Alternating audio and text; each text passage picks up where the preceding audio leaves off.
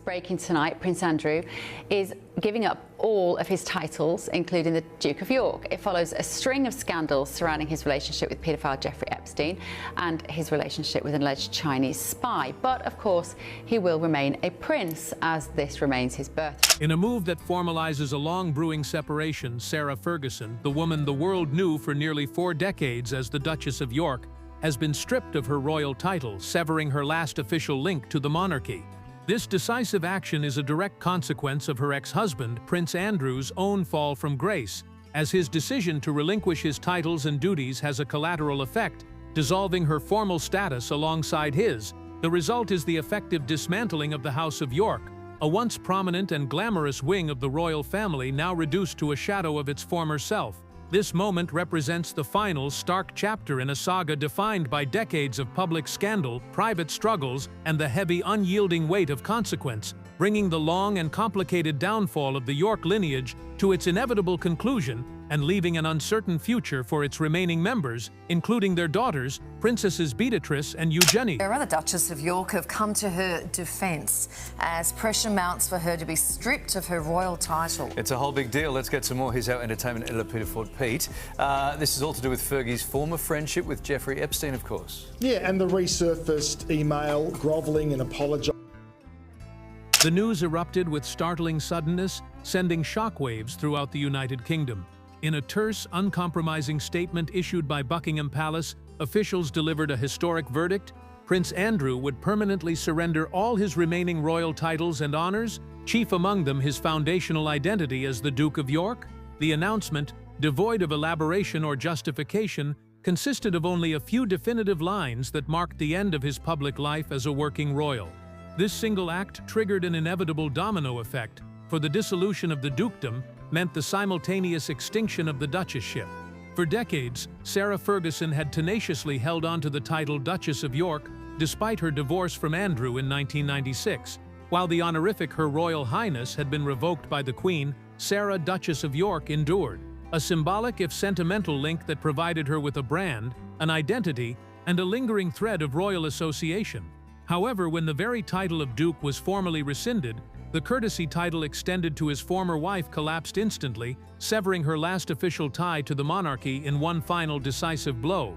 Have within 24 hours cut ties with the Duchess of York after that email sent to convicted paedophile Jeffrey Epstein surfaced from 2011 in the Sunday papers. It was the email where Fergie called him her supreme friend and basically grovelled to.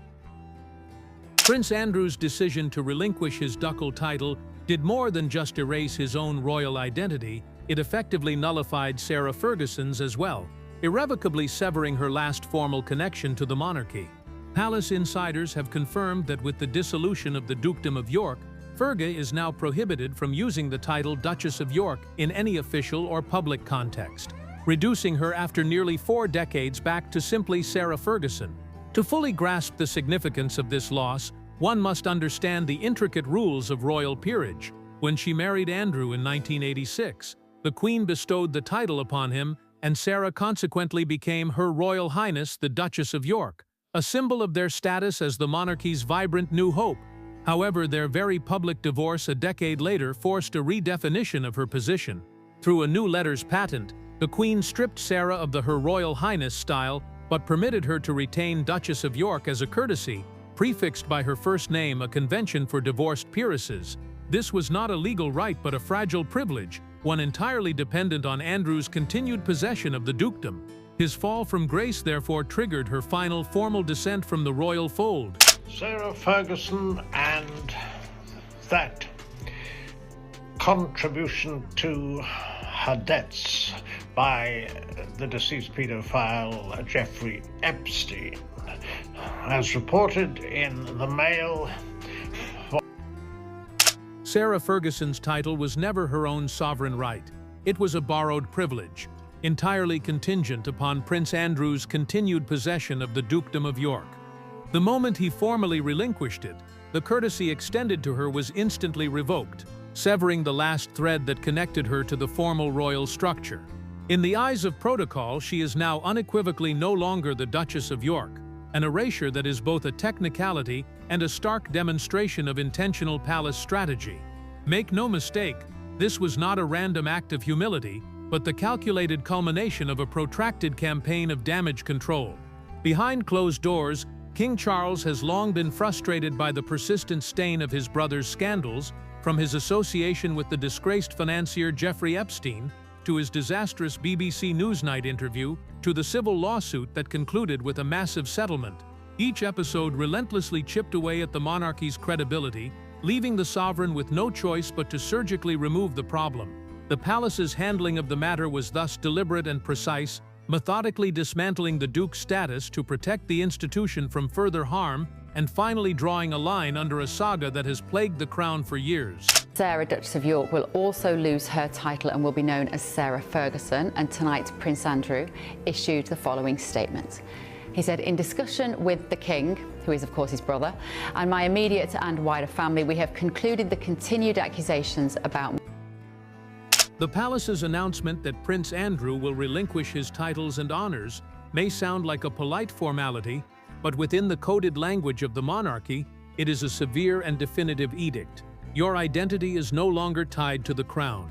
This decisive action creates a ripple effect, causing all associated privileges, including the courtesy titles granted to former spouses, to vanish downstream. To comprehend why Sarah Ferguson lost her title, one must examine the foundational rules of royal peerage. Her status as Duchess was never an independent right but a derivative courtesy, extinguished the moment the dukedom itself was dissolved. For years, many have called for her to be stripped of the title, but Fergie has consistently demonstrated a remarkable talent for survival. This is far from her first fall from grace. The tabloids of the 1990s relentlessly chronicled her scandals, from the infamous toe-sucking photos to allegations of financial mismanagement and lavish spending, making her one of Britain's most notorious figures. Yet, through it all, she endured. Even as her daughters, Princesses Beatrice and Eugenie, grew up in the glaring spotlight of their parents' tumultuous legacy. Seen this week, and they were described as the royal family's secret weapons. Did you write that headline? I have to say, it's a bit of a journalistic cliche. I think secret weapons that we may have to stop. There's no such thing. we may. The collapse of Sarah Ferguson's royal status represents the final symbolic end of the House of York as a functioning branch of the monarchy.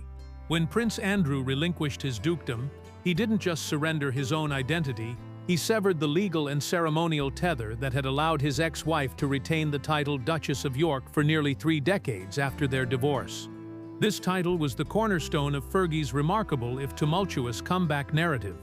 Following her exile from royal life in the 1990s, a period defined by the toe-sucking scandal, accusations of being a freeloader, millions in debt, and banishment from official events, she painstakingly rebuilt her public image. Leveraging the Duchess title, she forged a career as a relatable, if flawed, royal outsider through charity work, children's books, and media commentary.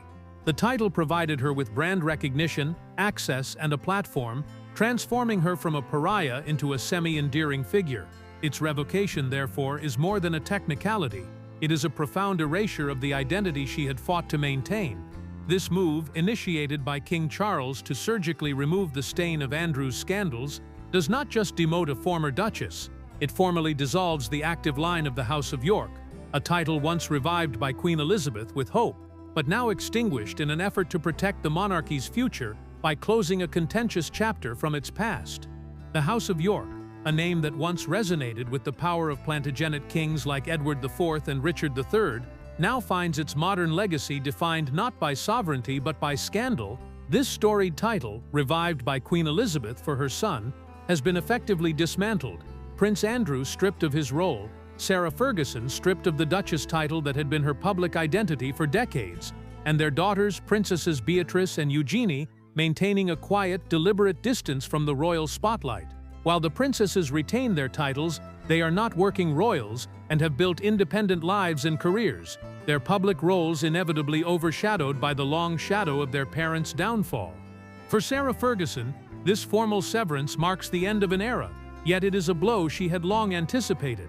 Publicly, she has maintained a poised silence, refraining from any direct statement, but privately, sources describe her as saddened yet unsurprised. Having navigated decades of public scrutiny and reinvention, she is prepared to move forward, even without the official Duchess of York branding. Fergie's established roles as a prolific author, a sought-after public speaker, and a dedicated charity advocate provide a foundation for her continued public life, ensuring her voice and work will persist, albeit under the simpler, plainer banner of Sarah Ferguson. This is why one of the reasons the Queen loved you so much and you were so special to her. What did she mean to you?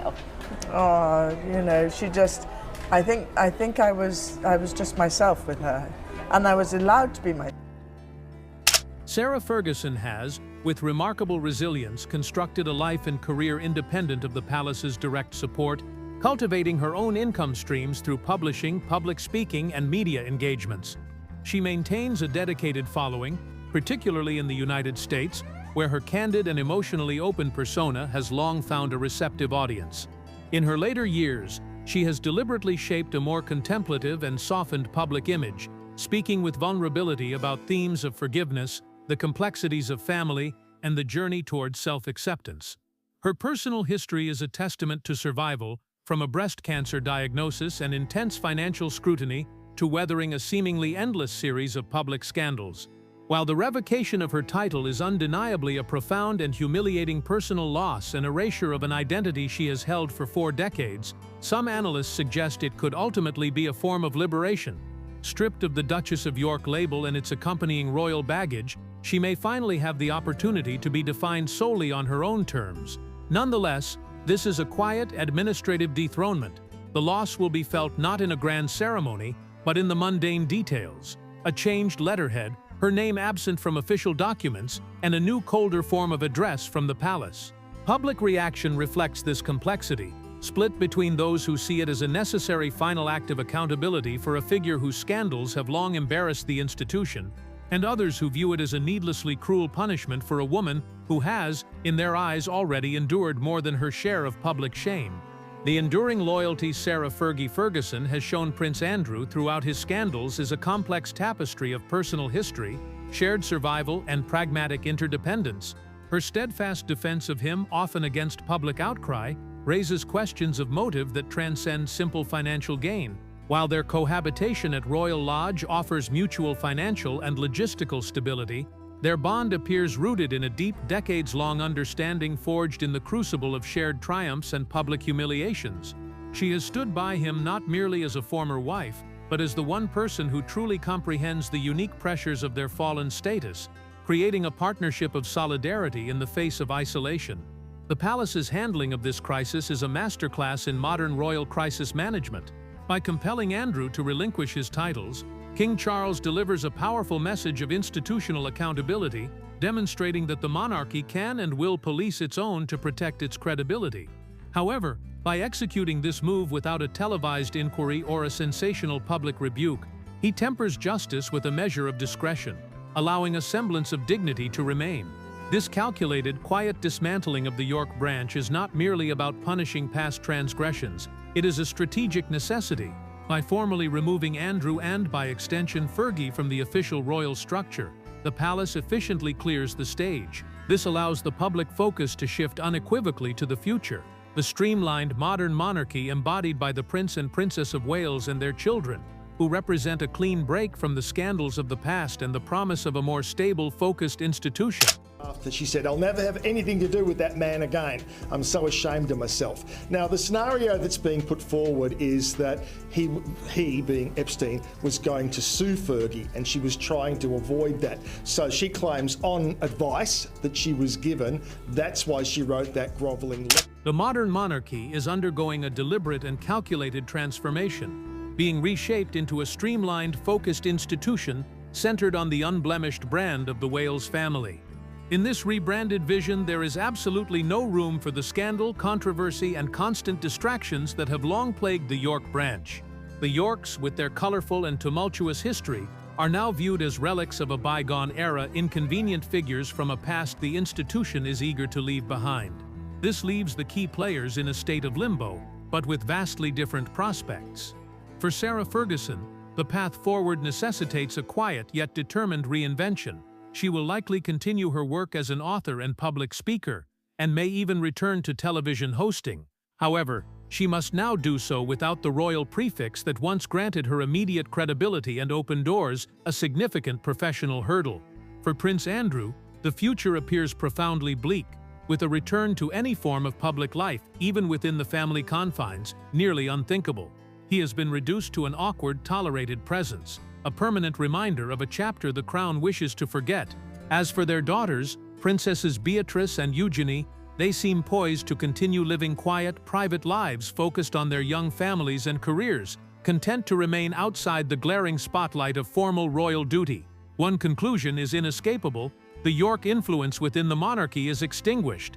The titles, the grace and favor status, and the very illusion of royal belonging have been systematically erased. In the intricate culture of the monarchy, titles are far more than mere words. They are potent symbols of status, hierarchy, and one's place within the institution. When Fergie became the Duchess of York, it was a fairy tale ascent, a commoner marrying a prince and bringing a breath of fresh fun and freedom to a rigid institution. For nearly 4 decades, the title Duchess of York was Sarah Ferguson's ultimate paradox, a double-edged sword that both defined and confined her existence. It served as her shield, a gleaming badge of legitimacy that granted her an identity and a platform long after her divorce had severed her official ties to the royal family. This borrowed title was her passport, opening doors in publishing and media, ensuring her voice was heard, and providing a veneer of aristocratic credibility that she skillfully leveraged to rebuild her life after every scandal. Yet simultaneously, it was her shackle, an invisible chain that irrevocably bound her fate to that of Prince Andrew. Her public identity, her very brand, was contingent upon the man whose own reputation was slowly corroding. In a cruel twist of fate, the very thing that had saved her became the instrument of her final, formal erasure from the royal story. She was tethered to a sinking ship, and when it was scuttled by the palace to save the monarchy, she was pulled under with it. The official revocation of the title is therefore a moment saturated with symbolism, marking the definitive end of an era not just for Fergie, but for a certain kind of royal narrative. The woman who once embodied a modern, hopeful fairy tale, the vibrant commoner who married her prince, now stands completely untethered from the crown for the first time since The protective, if often ambiguous, cloak of the palace has been withdrawn. The privileges that came with the name have vanished. Stripped of the defining label that had been both her armor and her albatross, she is once and for all simply Sarah Ferguson. She is a woman who has lived a lifetime of extremes under the global spotlight and who must now, in her later years, chart a new path entirely on her own terms, navigating a world that knows her only through a royal lens, yet is now free from the crown's long, controlling shadow. This quiet administrative act brings the tumultuous, decades-long York narrative to a poignant and decisive close. It is an ending not of dramatic banishment with trumpets and proclamations, but of bureaucratic silence, a removal from official letterheads and palace records that is, in its cold efficiency, more final than any shouted decree from the throne. It is the slow, quiet dismantling of a family branch that once believed its royal blood would allow it to weather any storm, a stark demonstration that in the modern monarchy, sentimentality is no match for the cold strategic calculus of survival. The fairy tale is over. The final page turned not with a flourish, but with the silent click of a keyboard, erasing a name that once meant everything. The arc of the York saga was one of breathtaking extremes, a dramatic pendulum swing that few modern public figures have endured. It soared to the dazzling, fairy tale heights of a Westminster Abbey wedding, where she was a radiant princess bride, and plunged into the grubby depths of tabloid scandals, captured in grainy photographs that became global laughingstock. It oscillated wildly between the glittering glamour of royal galas and the cold dread of financial desperation, between waves of public adoration and the hollow ache of quiet disgrace. This was a saga of operatic highs and profound lows, a narrative of such stark contrasts that it remains unparalleled in the annals of modern royal history. Yet, its final act defied the very drama that characterized its entirety.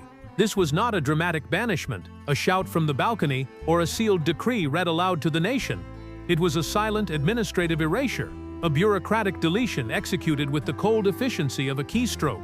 The title Duchess of York, a name that had constituted her entire public identity and personal brand for nearly 40 years, was simply voided from the official record. The profound lack of fanfare or a formal farewell is what makes this conclusion feel in many ways more final and more cruel.